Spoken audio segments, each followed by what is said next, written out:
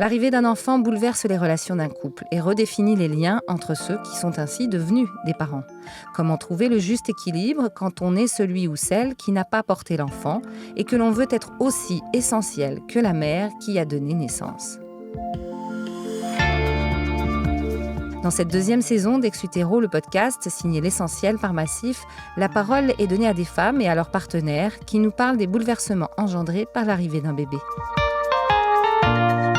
Charlène est une mère fusionnelle. Elle n'a pourtant pas porté Cali, c'est sa femme, Maryse, qui lui a donné naissance. Peut-être est-ce parce que Charlène avait peur que le lien soit moins fort dès la naissance qu'elle a compensé, jusqu'à devenir plus que maman poule. Quand ma femme était enceinte, j'avais peur en fait que du coup notre enfant fasse la différence entre maman qui l'a porté et maman qui l'a pas porté. J'avais peur que mon enfant ne m'aime pas de la même manière qu'elle aimerait par exemple Maryse. Et je pense qu'au début je me suis accrochée à elle, je voulais pas qu'elle fasse de différence. Mais ça venait de moi, hein. Pour le coup ça venait pas du tout d'elle, puisque elle du coup n'a jamais fait de différence entre Maryse et moi. Donc ouais, je pense que pour le coup j'ai voulu peut-être plus donner, plus être là, plus présente pour cette peur de dire mince, j'espère qu'elle va m'aimer pareil quoi, tout simplement. Et au final, c'est du souci pour rien, parce que pour le coup notre fille est hyper à l'aise avec ça, il n'y a pas de problème, et je sais qu'elle nous aime autant l'une que l'autre, quoi. Le lien qui nous unit, ma fille et moi, c'est un lien plus que fusionnel, c'est un lien inconditionnel. Je pense qu'elle et moi, on a juste alors en plus, on joue beaucoup, on rigole beaucoup, elle et moi. Et je suis une femme-enfant, clairement, je suis une femme-enfant. Et ça, ma fille sait très bien y jouer. Et du coup, on rigole énormément. Ce qui a aussi créé ce lien fusionnel est très fort, c'est qu'on fait tout le temps des conneries toutes les deux aussi, quoi. Et oui, donc c'est un lien sur les bêtises, un lien sur la rigolade, un lien d'amour, c'est un lien conditionnel, voilà. Bon, on l'a tellement voulu que pour le coup, on savait que ça allait tout changer, quoi. Dès que je l'ai tenue dans mes bras, je savais que je pourrais plus jamais vivre sans elle, ça c'était sûr. En fait, j'étais H24 avec elle pendant quasiment toute sa première année. Donc oui, effectivement, du coup, j'étais tout le temps avec elle. Pour le coup, le temps que j'ai passé avec elle, pour le coup, je me suis dit, c'est bien, je vais pouvoir compenser le fait que je l'ai pas portée. Sauf qu'au final, en fait, ça a été un peu l'inverse, dans le sens où comme moi, je passais beaucoup de temps avec elle, contrairement à ma femme qui a repris le travail après les 2 mois, après les 2 mois de la naissance. Pour le coup, elle était vachement plus accrochée, c'est dans le sens où dès qu'elle cherchait, dès qu'il fallait un truc, après c'est dans l'éducation, on va dire, de tous parents, hein. Il y en a un qui cède plus que l'autre, et puis voilà. Et Camille savait très bien que moi je vais céder un peu plus, faire un peu plus de compromis que ma femme, ou qui va dire non plus facilement. Maman poule, bah oui, je suis plus que maman poule, parce que pour le coup, je suis toujours dans la protection à l'extrême. Voilà, c'est ça, c'est dans la protection à l'extrême, je fais toujours attention à tout, le moindre pas qu'elle faisait quand elle était petite, je la surprotégeais, par exemple, elle veut manger, c'est pas l'heure de manger, je lui donne un petit truc, c'est dans l'extrême, des fois on me dit, mais arrête Charlène, ta fille elle est grande maintenant, ouais mais non.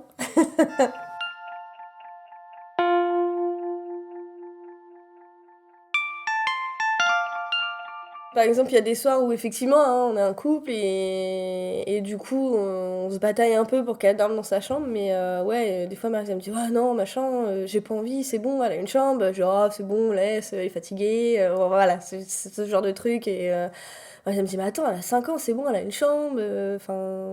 Elle doit dormir dans sa chambre. Et du coup, moi, je suis là, allez, c'est pas grave, laisse-la dormir avec nous. Même quand je sors le soir, si on arrive à se faire des petits trucs à deux, j'ai du mal à... Par exemple, j'ai mon portable, si je sais qu'elle est chez ma mère, je vais renvoyer un texto à 20h, puis encore à 22h30, et puis... mais ma femme me dit, mais arrête, je sais que tout va bien, mais n'empêche que j'ai du mal à me laisser aller dans une soirée et dire, j'ai quand même cette pensée pour ma fille, mais j'ai l'impression de l'abandonner complètement, quoi. Alors que pas du tout, hein, je sais que je l'abandonne pas, mais on le fait pas souvent en plus. Mais je me dis, je suis pas une bonne mère, je la laisse, mais alors que pas du tout. Je sais très bien que c'est dans la normalité des choses, qu'elle aille un petit peu à droite à gauche chez les cousines, chez les grands-parents, quelques soirs comme ça. Pour en plus, nous, ça nous permet de profiter. Mais j'ai un peu de mal sur les premières heures de la soirée en général. Puis après, ça va. Au fur et à mesure que la soirée avance, ça va, je commence à lâcher un peu prise. Mais au début, Mais ouais, c'est plus fort que moi, je suis obligée d'envoyer un message ou d'appeler. Ou ça fait par exemple 1 heure et demie que ma mère est venue chercher Cali. Je vais l'appeler, oui, Cali, ça va, machin. Bah oui, ça va, elle est en train de colorier. Bah tu peux me la passer, machin. Mais ça en devient chiant pour tout le monde, quoi. Je suis dans le trop. Je sais que je suis dans le trop, mais je pense que je changerai pas. Enfin, après, ça, c'est mon tempérament et mon caractère. Et pour le coup, même petite, j'étais comme ça parce que j'étais pareil avec ma mère. Pour le coup, je vois tout le temps la vie du côté positif, mais j'ai tout le temps peur de tout.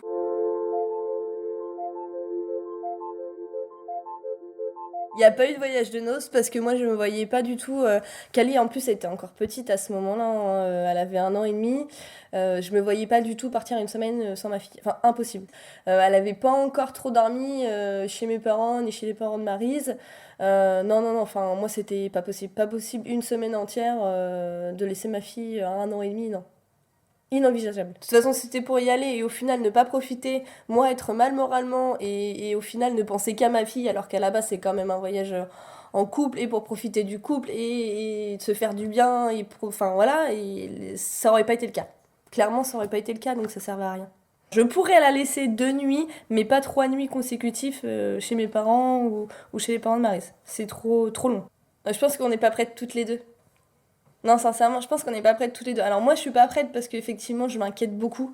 Je m'inquiète beaucoup de comment elle va. Est-ce que elles sont à l'aise? Est-ce que ça va bien? Est-ce qu'elle manque pas de câlins? Est-ce que effectivement plus tard, il va falloir qu'on travaille là-dessus. C'est je pense qu'elle aussi a besoin de moi tout le temps. Donc effectivement, peut-être qu'aujourd'hui ça va parce qu'elle est petite, mais peut-être qu'après, effectivement, ça pourra peut-être poser problème. En y réfléchissant comme ça, bon après ça se trouve, elle va dire bon maman c'est bon tu me saoules, j'ai grandi et puis je veux faire ma vie. Hein. Donc, j'ai dit toujours en rigolant, je fais de toute façon quand tu seras grande comme maman tu vivras toujours avec maman. J'ai dit qu'effectivement ma fille passait avant ma femme. L'amour qu'on a pour son enfant et l'amour qu'on a pour sa femme ou son conjoint, enfin ces deux amours-là sont complètement différents. C'est l'amour d'une mère à son enfant est inconditionnel et jusqu'à la mort, alors que oui, effectivement, l'amour dans un couple est très fort. Hein. J'aime ma femme et j'en suis tellement amoureuse que je me verrais pas non plus ma vie sans elle. Mais pour le coup, un enfant, c'est jusqu'à la mort. Qu'un couple, effectivement, bah, des fois, il peut y avoir des hauts, des bas, des séparations, des divorces et autres. Qu'un enfant, on va dire, peu importe ce qui se passe, sera toujours là. Sera toujours là pour son enfant. Pour moi, le meilleur rôle dans ma vie, c'est être maman. Il y en a, ils sont carriéristes, il y en a, c'est des passions. Et bah moi, mon rôle, je pense que je suis née pour être maman, clairement. Et j'ai qu'une hâte, c'est de voir cette deuxième barre sur le test de grossesse et puis et de me dire, bah ça y est, c'est bon, c'est mon tour. Après, oui, effectivement, je pense que je vais être une femme enceinte, stressée. J'ai hâte de le vivre.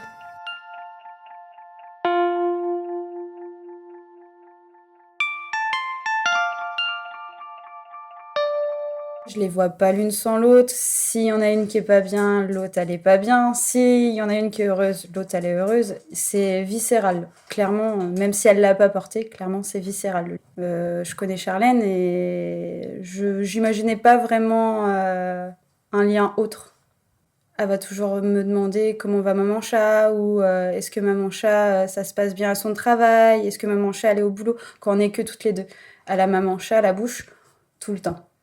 Donc, c'est pas qu'elle vit. Oui, je pense que des fois, elle vit mal son absence parce qu'elle a clairement besoin d'elle au quotidien. Et si on est séparés juste une soirée ou 2 jours, ce qui arrive très, très, très rarement, l'une comme l'autre, je sais qu'à un moment donné, le vivent très mal. Plus que moi. Bah, disons que moi, vu que je suis plus rigide, avec Kali, des fois, un peu plus dure. Charlène est beaucoup, je pense, prend beaucoup plus à cœur la réaction ou comment peut se sentir Kali. Et du coup, elle fait beaucoup plus de compromis. Elle est beaucoup plus souple. Et des fois, Kali le sait. Et des fois, ça a tendance à m'énerver et puis peut amener à des petites chamailles entre nous. Parce que des grosses disputes, clairement, on en a, je sais pas si on en a eu 2 depuis qu'on est ensemble. Ça me va très bien. Je retrouve ma place assez facilement dans le sens où ça convient surtout à toutes les deux. Donc si toutes les deux sont bien, moi ça me convient. Enfin, j'ai pas besoin d'en faire moins, j'ai pas besoin d'en faire plus. Justement, chacun a son rôle, chacun a ses réactions et c'est comme ça qu'on s'entend bien, je pense. Puis qu'on est heureuse, hein. On recherche pas autre chose.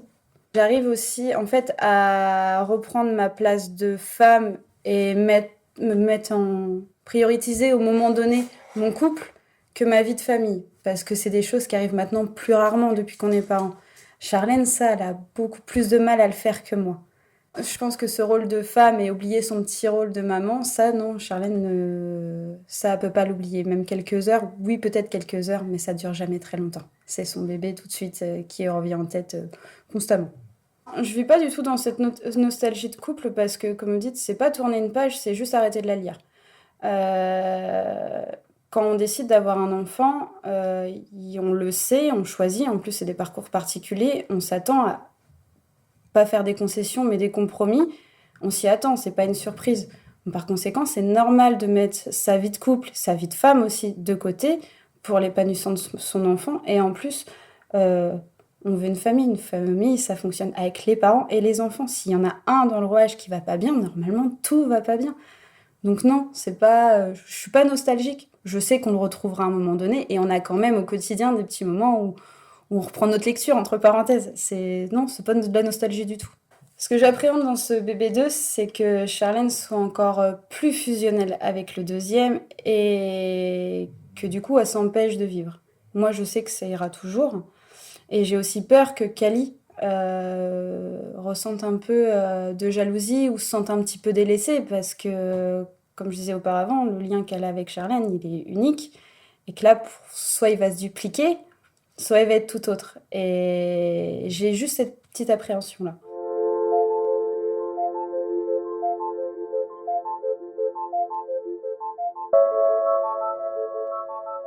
Je pense que mon naturel, de toute façon, il est comme ça. Et la relation que j'ai avec Cali, que je l'ai portée ou pas, change rien. Donc effectivement, je pense que je serai exactement la même maman, j'aurai la même façon d'être avec Cali que le bébé que je vais potentiellement porter. Pour l'instant, on attend.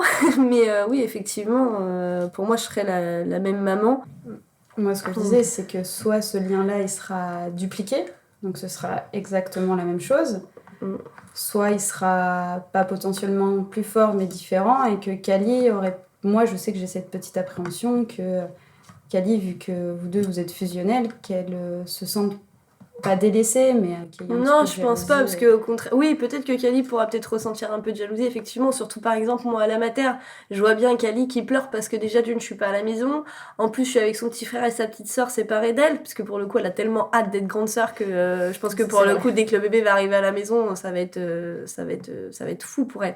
Mais pour le coup, effectivement, au début, je pense que sur les jours à la mater, il pourra y avoir un peu de jalousie en disant déjà, j'ai pas maman chat, et en plus, mon petit frère et ma petite sœur accaparent que maman chat. Donc effectivement, ça, je pense que comme tout gamin, hein, quand sa mère est pas là et qu'en plus ça a un nouveau bébé, ça peut être peut-être compliqué sur le début, mais dès que je vais rentrer à la maison, je pense qu'effectivement ma fille m'aura tellement manqué déjà que déjà toi tu vas prendre le relais avec le bébé, hein, et puis moi je vais profiter de ma fille puis faire des siestes avec ma fille.